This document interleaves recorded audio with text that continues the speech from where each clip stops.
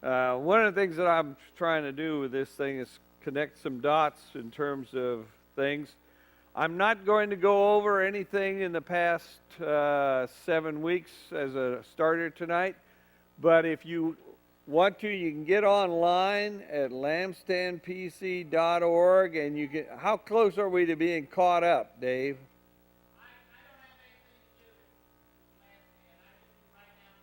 What about it? Okay. Those of you who are connected, if you can't get on Right Now Media, call the office and don't talk to me, talk to somebody else, because I don't know how to do it. But you can get on Right Now Media. The Lampstand ones, I don't know where they are in terms of lampstandpc.org, but you can check on there. The other thing you can do is you can go out here on the wall. If they're, I don't know whether they're run out of those CDs or not, but maybe you can find them out there as well. Okay, we're going to be talking tonight about the Millennial Rule, which is in the 20th chapter of Revelation.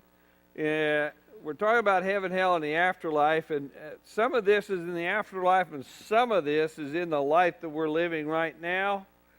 So I want to talk about the Millennial Rule tonight mainly, and what that means. So I'm going to begin by reading to you from Revelation chapter 20. Then I saw an angel coming down from heaven, holding in his hand the key of the bottomless pit and a great chain. And he seized the dragon, that ancient serpent who is the devil and Satan, and bound him for 1,000 years, and threw him into the pit, and shut it and sealed it over him, that he should deceive the nations no more, till the 1,000 years were ended. After that he must be loosed for a little while. Then I saw thrones, and seated on them were those to whom judgment was committed. Also I saw the souls of those who had been beheaded for their testimony to Jesus and for the word of God, and who had not worshipped the beast or its image, and had not received its mark on their foreheads or their hands. They came to life and reigned with Christ 1,000 years. The rest of the dead did not come to life until the 1,000 years were ended. This is the first resurrection. Blessed and holy is he who shares in the first resurrection. Over such the second death has no power. But they shall be priests of God and of Christ, and they shall reign with him 1,000 years. Now, I want to talk to you about a few things that are in here. I think it's in verse 4, then I saw thrones, and seated on them were those to whom judgment was committed. Now, somehow, somebody was raised in a particular time to rule and to make judgments here. Now, in the Bible, in the book of Judges, there are people that are raised up. They're not raised up from the dead, but they're raised up to be a leader in Israel during those times. And those judges are people like Gideon and Samson and Deborah and a few others. And then you come to Samuel, which there are actually 2 books about with him in it. And he was the prophet judge of Israel, and he's the one who started the kingdoms in terms of kings. Judges were raised up back then for a particular thing to deal with. Gideon was raised up to fight the Midianites and to get them off the back of the people of Israel. And then they would rule for a period of time, and then essentially Israel would sink back into the muck and mire from which they came, and then they would have to do it again. Anyway, in the Millennial Rule, now the Millennial Rule is that 1,000 years that it is talking about here, and so that's the Millennial. Now if you look at that, there are those who are in judgment. If you turn to chapter 4 of Revelation, verse 4, when John first gets to heaven in terms of the vision that he has, you hear this. Around the throne were 24 thrones, and sitting on the thrones were 24 elders, clad in white garments with golden crowns upon their heads. Now, these people that I see here are those who are raised up in terms of judgment to be judges in this millennial rule. There are 24 of them. The garb that they're wearing, we're going to talk about them in a bit, are also part of that thing. So I think you have a picture of those people back in Revelation chapter 4, verse 4, that there's talking about here. Then on verses 6 through 11, blessed is he who shares in the first resurrection. Over such the second death has no power, but they shall be priests of God and of Christ, and they shall reign with him 1,000 years. This is martyrs. These are martyrs that have died for Christ's sake in this world, and they're going to be raised up as priests. Now, in the Old Testament, we know that priests, the meaning for the word priest is one who stands in the gap. And a priest is one who stands between God and the world. In other words, Jesus is the grand high priest because he stands between us and the throne room of God, and he basically gives us our forgiveness. So he is the one who stands in that gap. And those are priests that are going to be raised up that have been martyrs in some form or fashion, or have been living for Christ, and they are going to reign with him as priests, and that means that they also work in terms of standing in that gap. Now, we are saved by the love of God that he gives to us. In this millennial rule, it talks about these priests and judges. Now, collective love is justice. I have 4 kids, especially when they were growing up, and they get into whining matches and fighting and carrying on. And so one of the kids does something against one of the other kids, and I have to step in, or Berta steps in, and we stand in that gap between them and say, you're going to quit doing that, and you're going to give that toy back to whoever. Okay? The thing about love, I loved all my kids, but you have to act in terms of judgment, and justice is essentially collective love. Because there's more than one individual involved. And a judge deals in justice in terms of this kind of stuff. Now, so the priests are also judges, and they stand in the gap. Now, let me read to you verses 7 through 11. And when the 1,000 years are ended, Satan will be loosed from his prison and will come out to deceive the nations which are at the 4 corners of the earth, that is Gog and Magog, to gather them for battle. Their number is like the sand of the sea. And they marched up over the broad earth and surrounded the camp of the saints and the beloved city. That's Jerusalem. But fire came down from heaven and consumed them.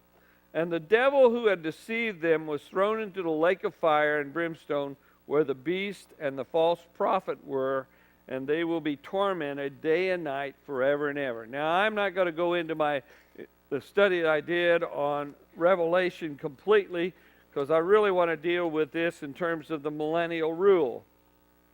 But this is that 1,000 years. Now, if you look at 2 Peter, there is a scripture there in 3 verse 8 where it says, but do not ignore this one fact, beloved, that with the Lord one day is as of 1,000 years, and 1,000 years as one day. So in other words, there's a statement that says, I need to separate something out here for a minute. I don't know how many of you have participated in the argument between science and faith. but I hear it a lot. And I graduated in chemistry and physics from college, and I've always been rather analytical about things. I have never had an issue between the Bible and the sciences. And the reason is, the Bible is a book on how God has been working with humanity and redeeming humanity, and it is a book about why we are the way we are and why are the things that are that, whereas science is not about why. It's about how things work and how this stuff is. And those are two entirely different questions as far as I'm concerned. So if I want to know how something happens, I'm going to go to a science book and I'm going to read that science book. But if I want to know why I am and why we don't do good things and stuff, I'm going to go to the Bible, because the Bible tells you why. So don't come at me with that argument about science and faith, because it doesn't work. One of the things that I know is, if you go back through Genesis all the way through Revelation, Genesis basically starts around 4000 BC in the first chapter. And then from that 4000 BC to 2000 BC is all the stories before Abraham. And then Abraham comes in about 2000 BC in terms of that. Jesus is at ground zero, you might say, and we're living in 2000 AD plus, okay? Well, one of the things that I have always had an opinion, this is an opinion, there's a difference between opinions and what you can actually do as fact. This scripture in Peter, where he says 1,000 years are as a day and a day is 1,000 years, one of the things that I have always kind of thought about is maybe around 4000 BC is when God began to work with humanity. And what is he working towards? Creating us in his image.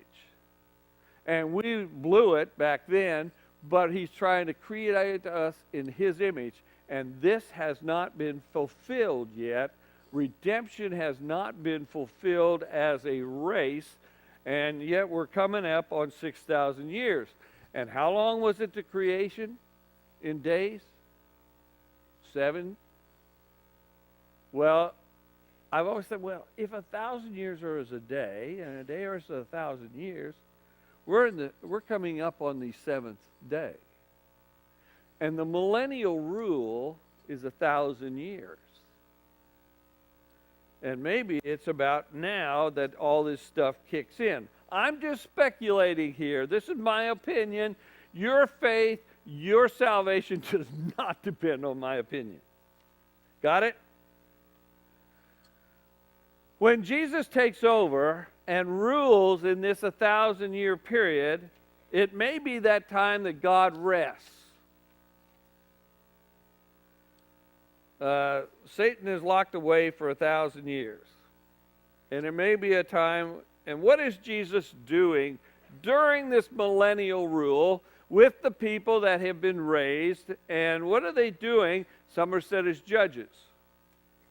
Well, I think that this indicates, if you go back through the wrath of God and all the other things, he may be ruling over a blasted planet that is gone with the wind, so to speak. It may be that this is 1,000 years in which we're going to clean up what all has happened around here during this time before the new earth comes into play. Anyway, all you have to do is watch the National Geographic and everything else in terms of History Channel and everything, how all these things that we encounter in this world affect us. There was a little ice age that took place around 1200 to about 1600 AD. And if you the study that they did on that is it affects the governments, it affects the people in terms of famine, it affects them in terms of disease because they were not able to eat as much as they would normally get. They couldn't get it because the ground was not producing because of the little ice age, and that's when all the plagues hit in the middle of the Middle Ages. You know, what are we facing right now? Oh my gosh, we could just start naming them off. You know, if there's anything to this climate change, and I don't care where you stand on it, it just appears that there's something going on. You know, and all the facts that are out there. What about the possibility of nuclear war? What if that takes place in terms of this? And the latest one in the last month, you know, what if a plague breaks loose? Oh my God, Ebola. You know, if that goes unchecked, that thing takes off. And I'll tell you another thing about Ebola. If it genetically shifts just a tad and becomes airborne, you got real problems. That's just a few of these things. We can look at this in terms of all the different things that are going on. We have, all the unrest in the world that is happening right now. It may be that all this stuff is coming to a head. And I'm telling you, it's not just in the physical realm. It's in the spiritual realm as well. And so the millennial rule is when he comes in and he begins to clean up, probably cleaning up the mess. And he's got his people as administrators and in ministry, you might say, in terms of this. In verses 7 through 10, it talks about when Satan is released. And this is around Jerusalem, how they gathered all the forces. One of the things that I know about humanity, and this doesn't take rocket science to know this, the human heart does not change. I don't know how many times basically people can say, I know God's real. I know He's real. In fact, I've experienced His presence in my life, but I'm still going to do my own thing. If you multiply that by millions of people, what do you have? We all have a choice whether we're going to submit to God's rule for our lives or not. Now, I'm talking about the millennial rule when Jesus comes back, but we all have a choice whether or not we are going to submit to Christ's rule in our life or not. And when we choose not to, we are either being disobedient or we're in rebellion. And those two words are different, and I've talked about them before. But what do you think that when Satan is re-released in the millennial period, human nature does not change? You may know God's real, but you still decide, I'm going to do my own thing. And it's either disobedience or open rebellion. And so when Satan is released here, he will find a following. And it will be very easy for him to do.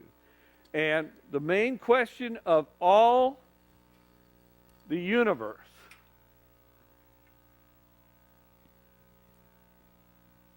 is this question right here. Who is in charge? When it comes to your life, when it comes to my life, when it comes to a nation's life, this is the big question of the universe. Who is in charge of your life? Who are you going to serve with your life? Are you going to serve self? Are you going to be forced to serve somebody else? Are you going to serve God? Who is in charge of your life? Most of the time, the issue is really in here because I believe in God, but I'm going to do my own thing. That's the main question of the universe. And so when Satan is re-released at this point in time, he will find a following after that 1,000 years. Now, then comes verses 11 through 15, and that has to do with the horror of hell, basically. Then I saw a great white throne, and him who sat upon it. From his presence, earth and sky fled away, and no place was found for them. And I saw the dead, great and small, standing before the throne, and books were opened. Also another book was opened, which is the book of life.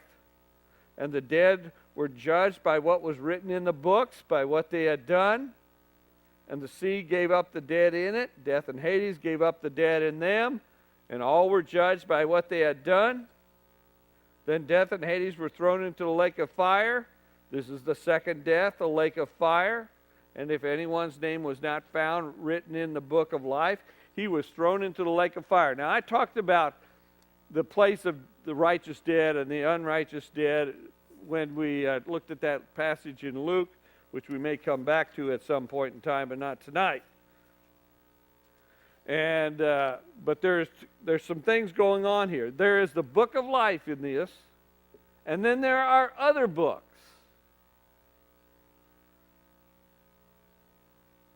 Now, the book of life is those who receive Jesus as their Savior, and they're hopefully in the process of making Him Lord of their life, but they're in that book of life. But there are other books that are opens here, and the book of life is the grace and the blood of Jesus. The second book, or other books, have to do with judgment. Now, I talked about this a couple weeks ago, whether you make the cut or not, that there's going to be a judgment on us in terms of what we do with our lives. And I kind of like to say it's like we're all in a great big theater, and then they flash up, this is the life of Jack Pitzer, and I'm going to be sliding down in my seat until I see your name come up there. And I think that this is what kind of goes on. There is some kind of judgment. Now, those who are destined for eternal life, it has to do with reward, but I think we're also going to say, whoa, I didn't do it right there. And I think there's going to be that. So there's other books that have to do with judgment. This is your life. And, it comes up there. I am so glad, I don't know about you, but I'm glad that I'm not written in the Bible. I've always thought about that. I said, poor David, God, everything about him, all the bad stuff that he did is right there in front of us. And we get to hear about it. We get to hear about the stories of Abraham and all these guys. And they're in the Bible, and their life's flashing up there too in terms of what they have done. We get to see all their sin. We get to see how stupid they were at times. It's what they have done. And we can read about them in the Bible, and I'm so glad my story's not there. The other thing about this is, not only is there a group that believe in Jesus who are destined to eternal life, but there seems to be within the church these days this idea that all you have to do is be saved, and you go to heaven. And there's no judgment or anything that has to do with your behavior. When I did the study in Amos not too long ago, one of the things that is very obvious in there, God is very much concerned with our behavior. And just because you make the cut because you believe in Jesus, He is not going to let slide your life story. He is very much concerned about behavior. And in this 11 through 15 here, he talks about behavior. They're going to be judged by their deeds as well. What they have done. In verse 12 it says that. And the dead were judged by what was written in the books, by what they had done. And the sea gave up its dead, dead and Hades gave up the dead in them, and all were judged by what they had done. So God is very much involved with behavior as well as the grace that he gives to us. And as I said, when Satan is released, he will be able to get a following because human will, in a lot of places, is in rebellion against God and disobedient. So, you get to make choices in your life. Every day we make choices in our life, and it does make a difference what you do. Now, we're going to talk about this millennial rule tonight. Now, we're going to talk about several different things here. And I'm going to try and connect the dots, and I'm going to try to make this clear enough so that I understand it, let alone you. Theologians don't agree on whether the millennium, that's that 1,000 years that we read about in chapter 20, is literally a real 1,000 years or whether it's figurative. They can't agree on when it occurs either in terms of the relationship of the second coming of Christ. I mean, there's three different things that I'm going to look at tonight. So I'm going to give you the three most widely followed viewpoints, and then I'm going to also throw in my 2 cents worth, which my opinion and $2 will get you a cup of coffee at McDonald's. Okay, so but as I said, this has nothing to do with your salvation as such. I do believe, though, that if we are living as God's people in this world, He is very concerned about how we do it, what we do with our lives. But there are three basically things that I want to lift you. There's the pre-tribulation group, about when the millennial takes place. There's the mid-tribulation group, and there's the post-tribulation group. Now, if you think that's confusing, we come to the main viewpoints of this thing. They are. Now, you know that the generation that was born between 1982 and, 2012 or something like that, are called the millennials. Did you know that? So what I talk about millennials here, I'm not talking about them, but I am talking about how they see these things. Now, all these are different ways of trying to figure this stuff out that is present in the book of Revelation and what we're looking at here in chapter 20 of Revelation. So let's look at these. And I'm going to look at them in, first I'm going to look at the post-millennials. You got that up there? I don't know what I wrote down in terms of this. Go to next page, because I don't know what I wrote. Yeah, post-millennial. That's the one I'm going to look at first. This has to do with the rapture.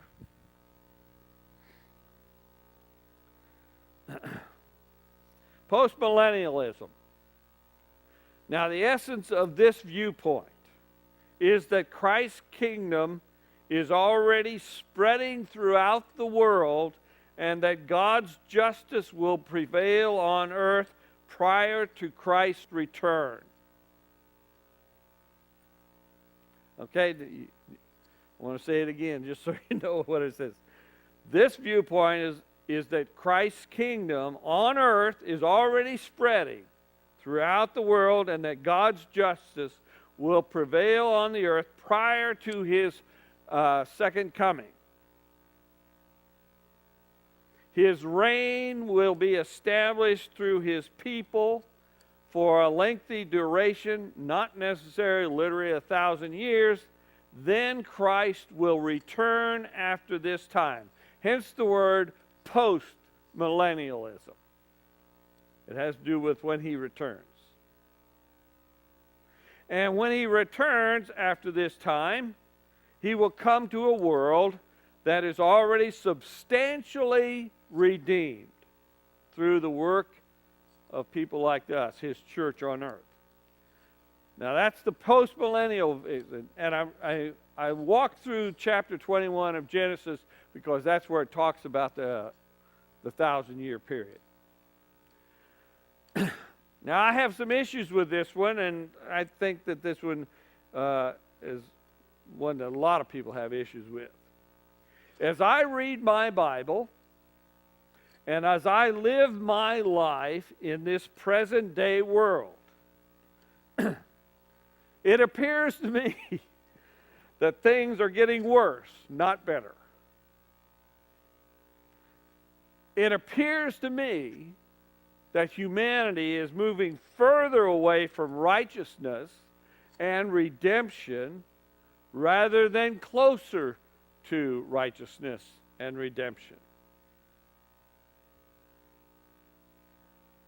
Now, I don't know what you think about that, but if you turn to 2 Timothy, and if you can find 1 Timothy, you can find 2 Timothy. 2 Timothy chapter 3. Paul's writing to Timothy, and of course this was written about 2,000 years ago, about, give or take a few years. But he writes this, he says, "But understand this, that in the last days there will come times of stress." Anybody here know what stress is? "For men will be lovers of self, lovers of money, proud, arrogant, abusive, disobedient to their parents, ungrateful, unholy, inhuman, implacable, slanderers, profligates, fierce, haters of good, treacherous, reckless, swollen with conceit, lovers of pleasure rather than lovers of God, holding the form of religion," that is, they will have institutional either church or other religions, "holding the form of religion but denying the power of it. Avoid such people.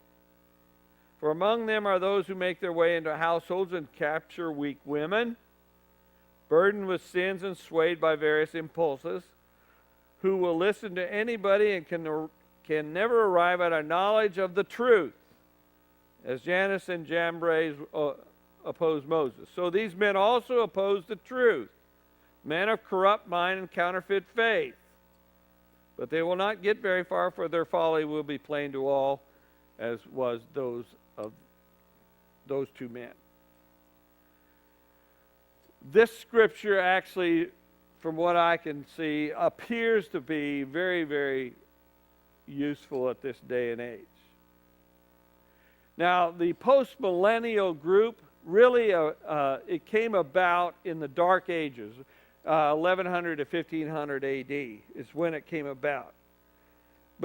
And the reason is that they think that the Christ rule was coming in that area. But I think I see a pattern here that we are regressing as a world and not progressing. And there is very little basis in reality of the church be substantially redeeming humanity at this time. In fact, if you look at all the statistics, especially for the United States, but this has already occurred in Western Europe and everything, the church is a sinking ship. Things are not getting better. And there is very little basis in reality to go with this particular viewpoint in terms of that millennial rule taking place right now. Anybody want to disagree with that? That's what I see anyway. That's the first group. And when does this 1,000 years or this period of time actually take place? Post-millennial is that it occurs before Jesus comes back. That's one of the things. And this is all about chapter 20 of Revelation. Then there's the amillennial group. And they believe the millennium isn't a literal 1,000 years. It is an age-long process in terms of things. It's also not a future state. It's basically says that what is in Revelation chapter 20, verses 3 through 7 is happening right now. and it's part of an ongoing human history. Now, that's where he threw him into the pit, and then there was judgment by God's people who had been resurrected in terms of that.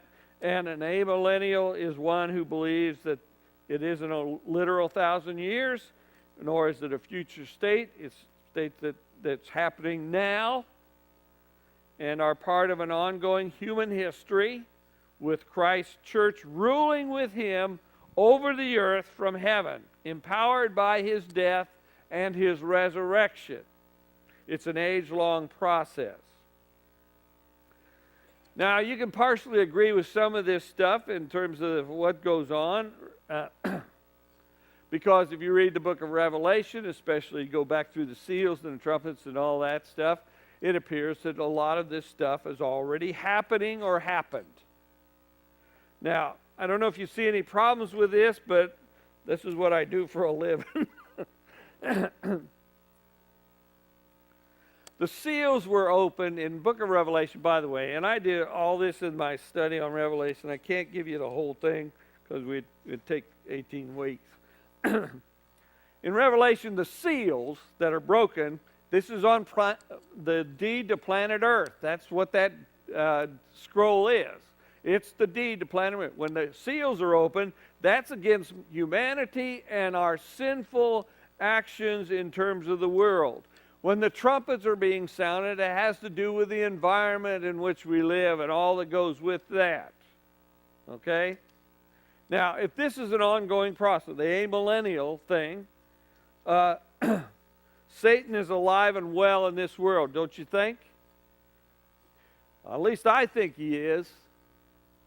And I'm going to tell you this much, the more you get up out of your seat in church and you actually go out and do ministry or take a stand for Jesus in this world, the more active he's going to be in terms of your life, especially if you're in ministry.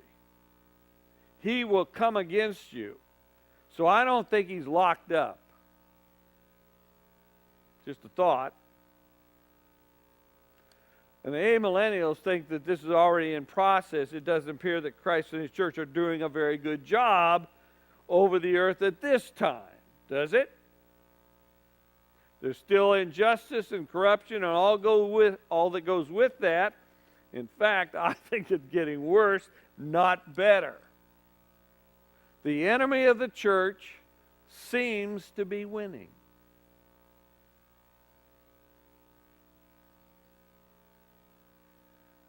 And all the things that I think about, it seems to be winning. Now, I don't know about you, but if you're in this society, your faith is tested. And the more that you're out there in the world and you have to drive in traffic in terms of job places and things like that, you're going to find that you are being tested severely in terms of your faith.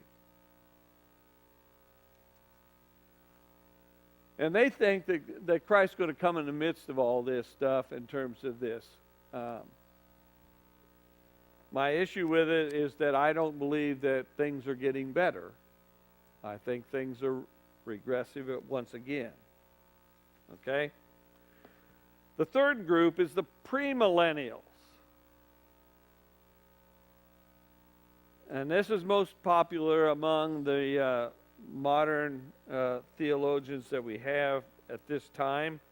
The millennium will happen after Christ's return.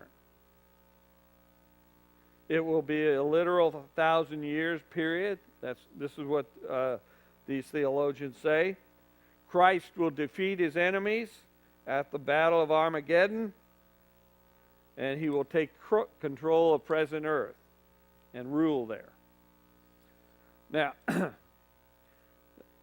during these 1,000 years, God's promises of the Messiah's earthly reign will be fulfilled.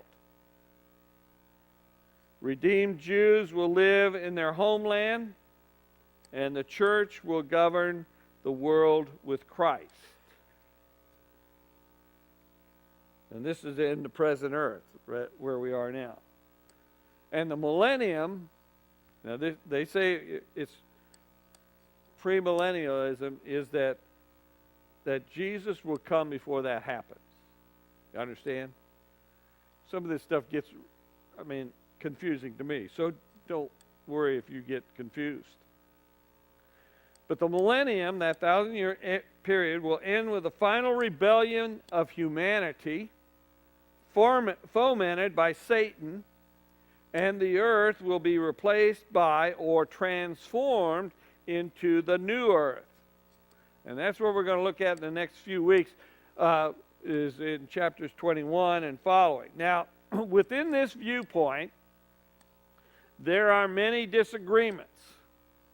Most have to do with the rapture and the tribulation, pre, mid, or post. When does the rapture actually take place in terms of that? And the rapture is basically the same thing that happened to Jesus in Acts chapter 1, where he ascended. That's really what that means. It will be the ascension of God's people. Now, this happens to be the one that I pretty much subscribe to, because even though you can make a biblical case for all of them if you really want to, I think the Bible is most specific and predominantly points to the premillennial rapture and return of Christ. Okay? This is all just clear as mud, I'm sure. Okay. Secondly, the events of human history and the current state of things strongly suggest that premillennialism is the most valid of the three, because things are going into the toilet, so to speak. I realize that we go vote next week, but I'm here to tell you, humanity cannot solve the problems. I don't care what either side says to you on TV. Humanity cannot solve the problems. And do you know why humanity cannot solve these problems? Because humanity is the problem. And we are flawed, and we are sinful in nature, and we're either we suffer from self-centeredness, self-deception, and self-will, and we stand against all those things where we know, I believe in God, but I'll do what I want. Humanity is the problem. And what it will require to fix things, it will take a conquering Christ to solve this problem that we have in this world. And humanity is not going to solve that problem. So let me just talk to you now for a little bit about some of my opinions and some of the things that I see. You might call this my theology if you want to, and how this is and how it kind of plays out. None of this will affect your salvation. And a couple of bucks, in my opinion, will get you a cup of coffee at McDonald's. Okay? I'm just going to kind of talk to you about what I see. So this is not carved in stone tablets anywhere, and I'm not going to go to war over it either, because I don't think it's worth my time to go war over it. It's based upon what I have done in terms of studying the Bible for a lot of years and what I see. For one thing, it will take a conquering Christ to fix our problems. And it even says that he's not going to, and of course, he's not going to come back in the nice way that he came the first time.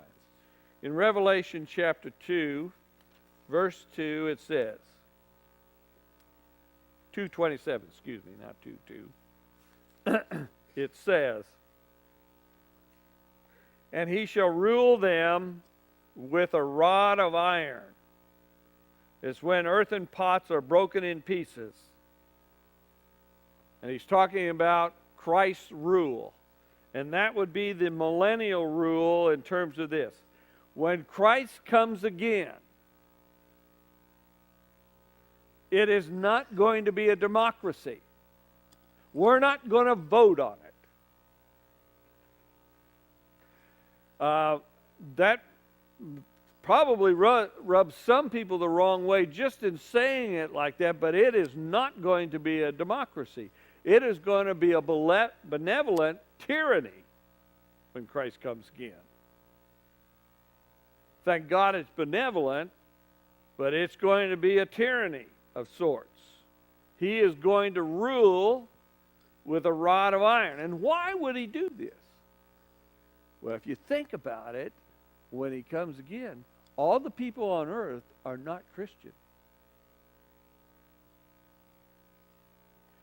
And I know a lot of Christians, and even some of them need to be ruled with a rod of iron that I know.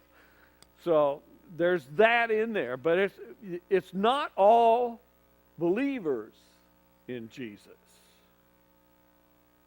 in terms of this. So it's not going to be a democracy. It's not only Christians that are left. We are living right now in a tribulation period of time. I don't know if it's a great tribulation, but it may, that's a 7-year period, and I'm going to talk about that in a minute. But we are in a period of tribulation, and we have been since the day that Jesus rose from the dead. Actually, even before that. But in Revelation 1:9, John, as he is getting taken into this visionary realm, he writes this. He says, I, John, your brother, who share with you in Jesus the tribulation and the kingdom and the patient endurance.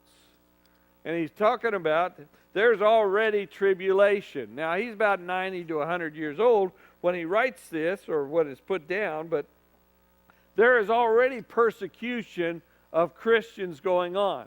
Now, the first 3 or 4 centuries, there was a lot of persecution that was going on in terms of that. But that's just, they've always been persecuted, and all you have to do is just get the word out there and go looking, and Christians are being persecuted everywhere.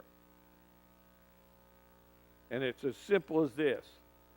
If you're a teacher and you bring this stuff up in school, you will be persecuted. If you're in corporate America and you start talking about this stuff, you will be persecuted. If you get up out of that seat and you take this into your daily life, I guarantee it, you will be persecuted. And in this country, a lot of it's just verbal and that kind of stuff. You go anywhere else, and you might lose your head over the whole thing. Tribulation is age-long. Now, Revelation chapter 12, and I want to walk through Revelation 12 because this is history here, most of this. And I want to read it to you. And I'm going to comment as I go because this is fairly obvious to me, but some of you may not have ever looked at this stuff before.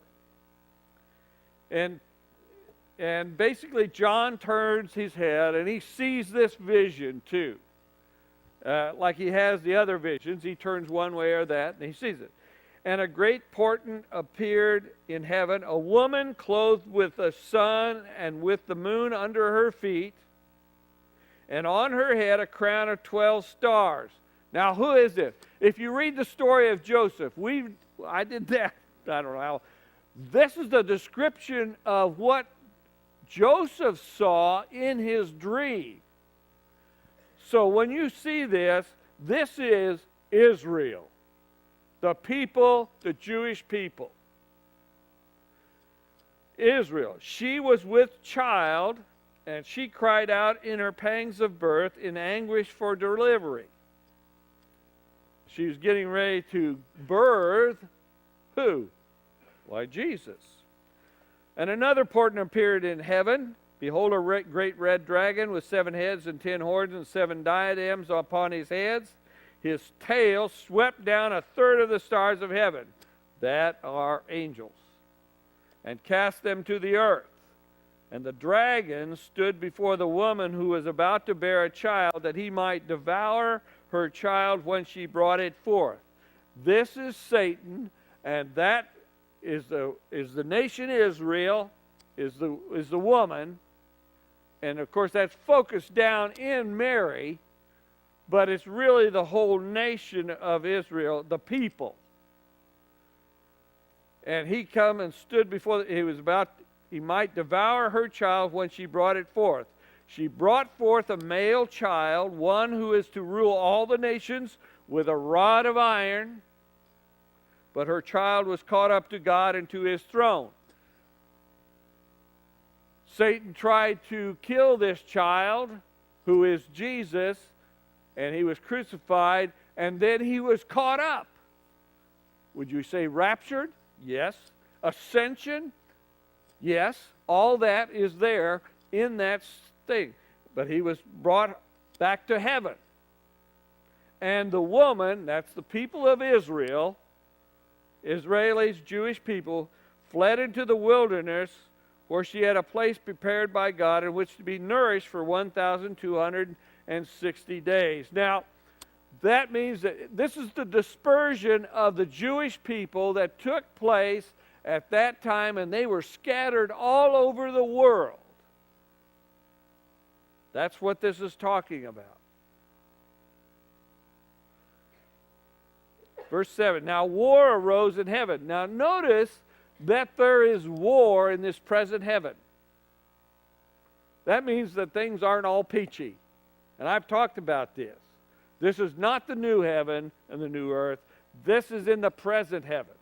Now war arose in heaven, Michael and his angels fighting against the dragon. That's Satan, Lucifer. And the dragon and his angels fought. But they were defeated, and there was no longer any place for them in heaven. They were driven out, basically. And the great dragon was thrown down, that ancient servant, who is called the devil and Satan. It just tells you right there. So it's not as complex as a lot of people think. The deceiver of the whole world. He was thrown down to earth, and his angels were thrown down with him. So he is in this present place. Now, when it talks about he was thrown down, it might be very similar to how humanity was cast out of Eden. In other words, he went out of that spiritual realm into this realm, the physical realm.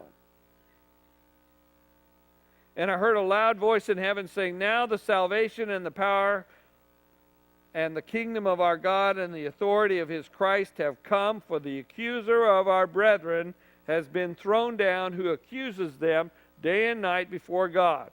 You know, this tells you something about Satan. He is a troublemaker in heaven, a complaint maker in heaven. And they have conquered him by, now the salvation, he was thrown down, verse 11. And they have conquered him by the blood of the Lamb, that's Christ's crucifixion, and by the word of their testimony, for they love not their lives even unto death. Rejoice then, O heaven, and you that dwell therein.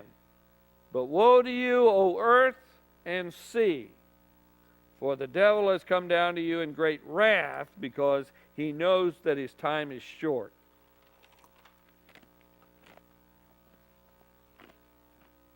What you have going on here is the war in heaven, and also what was happening down on earth in terms of Christ and his work down there. Verse 13, and when the dragon saw that he had been thrown down to the earth, he pursued the woman. Who's the woman? The Jewish people. This is age long. Who had borne the male child. But the woman was given the 2 wings of the great eagle, that she might fly from the serpent into the wilderness, to the place where she is to be nourished for a time and times and a half time. Now, this is the persecution of the Jews. Verse 15, the serpent poured water like a river out of his mouth after the woman. Now, when it talks about the water here, this is a symbolic thing in terms of that's people. When it talks about these things in the book of Revelation, this is like the sea of people. That's what he poured out, was people out of his mouth after the woman, to sweep her away with the flood.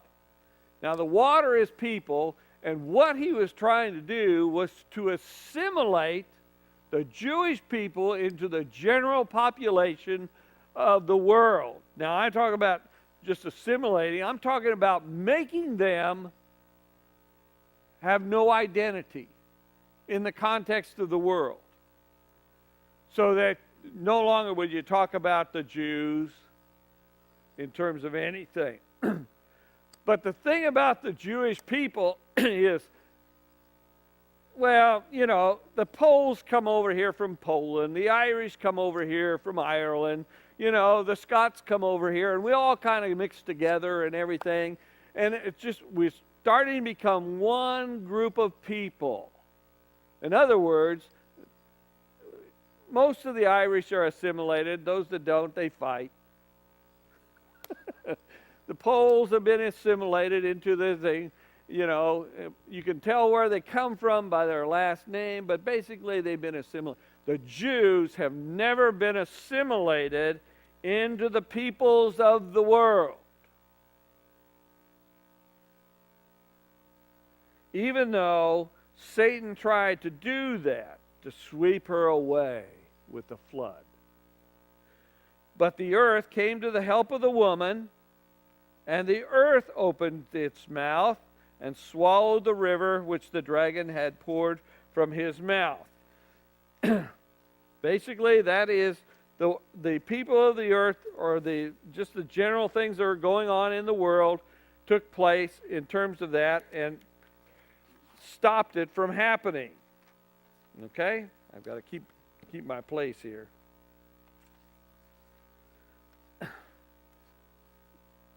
Verse 17, then the dragon was angry with the woman, that's the Jewish people, and went off to make war on the rest of her offspring, on those who keep the commandments of God and bear testimony to Jesus. And he stood on the sand of the sea. He stood on the people of the world, the Jews, and then the Christians are significant targets. So don't think that we're not in a war. And don't think that we are not being pursued and persecuted on this earth. And it's going to get worse. Satan's still alive and well in this world right now. Now this is age-long in terms of that. And so this is really not a hard chapter to understand if you understand the symbolism here.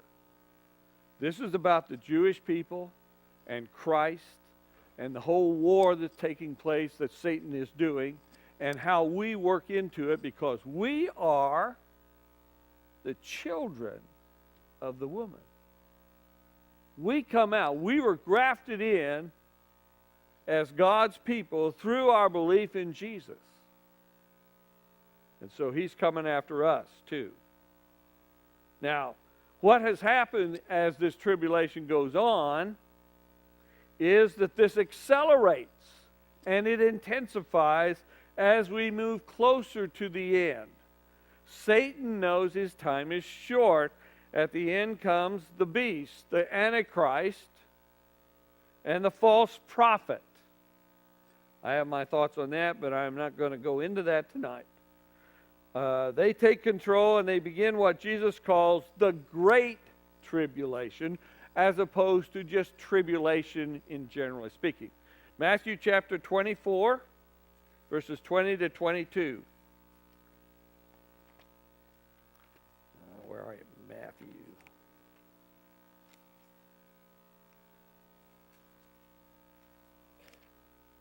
"24, 22.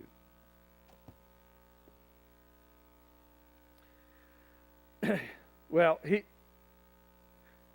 pray that your flight may not be in winter or on a Sabbath, for then there will be great tribulation." He's talking about the end times here. These are the signs of the last days. He says, you don't want to be caught in cold weather, we who live in Illinois, or on the Sabbath. "For then there will be great tribulation, such as has not been from the beginning of the world until now. No, and never will be. And if those days had not been shortened, no human being would be saved. But for the sake of the elect, those days will be shortened." This is pre-tribulation, by the way. What would be the point of cutting it short and not just letting it fly if we hadn't been raptured yet? Had already been raptured. We've already ascended. Hey, cut loose. But it says here that these are cut short because of the elect. And who are the elect? Well, they are the woman and her kids that you just read about in chapter 12 or 11 of Revelation, chapter 12.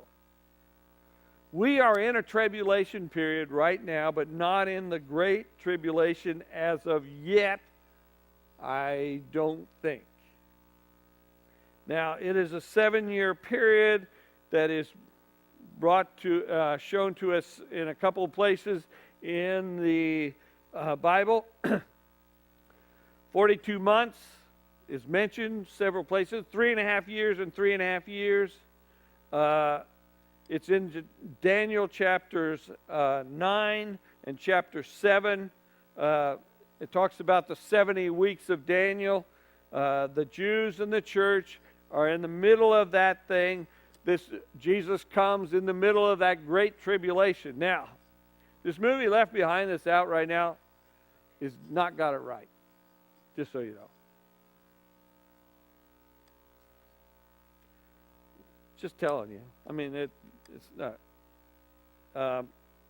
Let's see, I've got a couple of scriptures written down here. We've read chapter 11 and walked through that in terms of Revelation. In chapter... Oh, shoot. We're going to have to stop.